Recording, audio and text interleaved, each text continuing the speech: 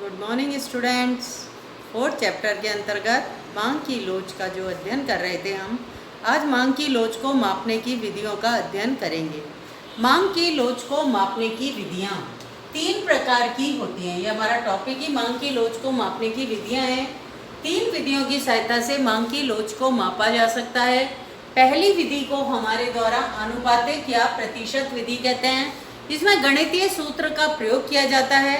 दूसरे शब्दों में इस विधि को गणितीय विधि के नाम से भी जाना जाता है। सेकेंड नंबर की विधि कुलव्यय रीति कहलाती है। रीति कहें या विधि कहें मतलब एक ही होता है। यहाँ पर कुलव्यय रीति के माध्यम से जब मांग की लोच का मापन किया जाता है तो कुल व्यय किस दिशा में हो रहा है उसके आधार पर मांग की लोच का अध्ययन किया जाता है। कुल व्यय के आधार पर मांग की लोच का मापन करते हैं। और तीसरी विधि के अंतर्गत जब हम मांग की लोच का अध्ययन करते हैं तो उसका नाम रेखा गणितीय या ज्यामितीय विधि है।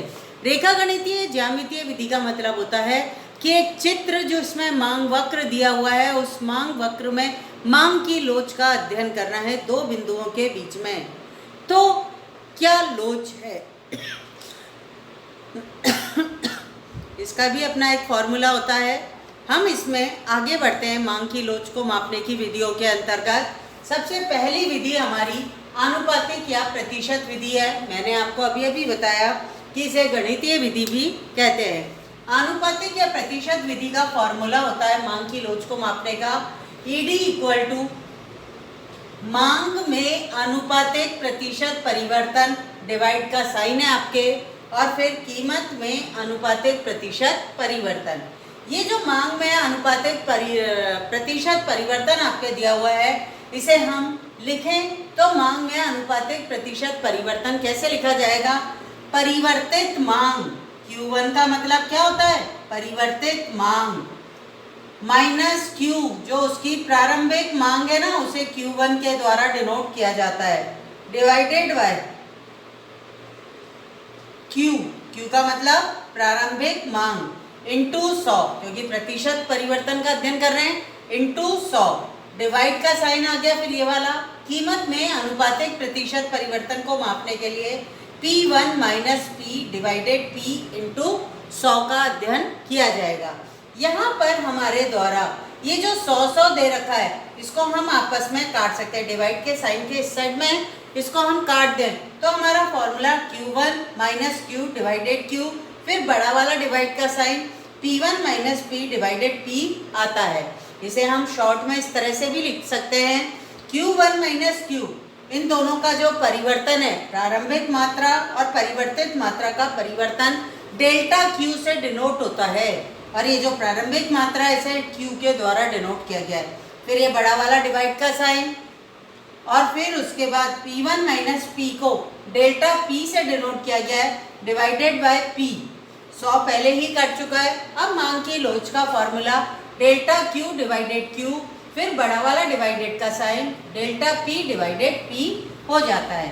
इसे हम एक और तरीके से लिख सकते हैं मांग की लोच के फॉर्मूले को ED equal to delta Q divided delta P into P divided Q। इस सूत्र की सहायता से ही हम मांग की लोच का मापन करेंगे। बच्चों एक क्वेश्चन आपकी बुक में दे रखा है मैं उसको समझा रही हूँ उसको समझने का प्रयास कीजिएगा। शॉर्ट के अंदर आपको सारी पहले लैंग्वेज पढ़ रही हूँ मैं स्टेटमेंट पढ़ रही हूँ क्वेश्चन में क्या दिया हुआ है फिर उसके बाद आपके द्वारा मेरे द्वारा आपको ये बताया जाएगा कि इस क्वेश्चन में मांग की लोच का मापन कैसे किया जाता है। मांग की लोच की 5 श्रेणियां होती है मैं आपको पहले ही बता चुकी हूँ। पूर्णतः लोचदार पूर्णतः बेलोचदार अधिक लोचदार अधिक बेलोचदार और लोचदार। यहाँ पर मांग की लोच का मापन इकाई के आधार पर किया जाता है वो भी मेरे द्वारा आपको बताया जा चुका है। अब मैं किताब में दिया हुआ क्वेश्चन पढ़ रही हूँ बुक में पेज नंबर 31 पर ये क्वेश्चन दिया हुआ है। माना अनार की कीमत 100 रुपये है। अनार क्वेश्चन जो दे रखा है आपका उसके अंतर्गत प्राइस दे रखी है कितनी 100 रुपये किसकी अनार की। फिर उसके बाद अनार की एक उपभोक्ता के द्वारा मांगी जाने वाली मात्रा क्वांटिटी कितनी है 200 50 ग्राम। इकाई साथ में आप लिखते चले जाएं। फिर उसके बाद आगे क्वेश्चन कह रहा है जब अनार की कीमत घटकर 50 रुपए हो जाती है, परिवर्तित कीमत क्या हो गई, कम हो रही है, कितनी रुपए हो गई, 50 रुपए हो गई, तो उपभोक्ता के द्वारा मांगे जाने वाली मात्रा बढ़कर 750 ग्राम हो जाती है। Q1 750 ग्राम हो गया।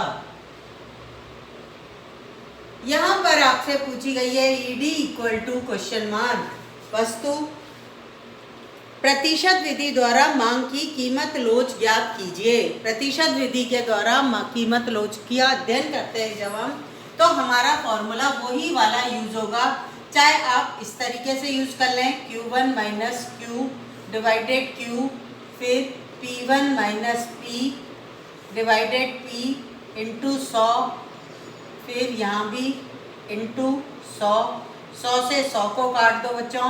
Q1 माइनस Q के अंतर्गत आपके आ गए delta Q divided ED equal to delta P, हमारा वही फॉर्मूला आ जाएगा P डिवाइडेड Q।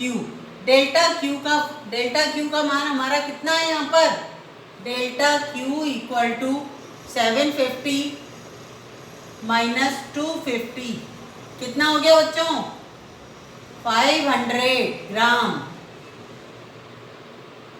और फिर इसी तरीके से डेल्टा P निकालोगे तो P1 कितना दे रखा है, 50 माइनस 100 कितना आया, 50 रुपए माइनस में, यही है आपका डेल्टा P। फॉर्मूले में पुट कर दो, डेल्टा Q की जगह क्या लिखोगे, 500 ग्राम बटा यहाँ पर क्या लिखोगे, माइनस 50।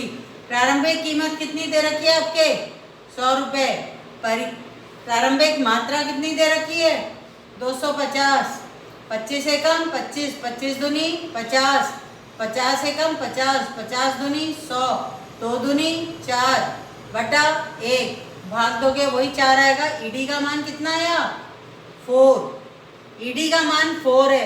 ED का मापन 1 के आधार पर क्या होता है, क्या 1 से अधिक है 4, यहाँ पर ED इज ग्रेटर देन 1 है, मांग की लोच इकाई से अधिक है। आंसर क्या आएगा इसमें, मांग की लोच इकाई से अधिक पाई जाती है। आज के लिए बच्चों इतना ही, थैंक यू। कल नेक्स्ट विधि का अध्ययन किया जाएगा।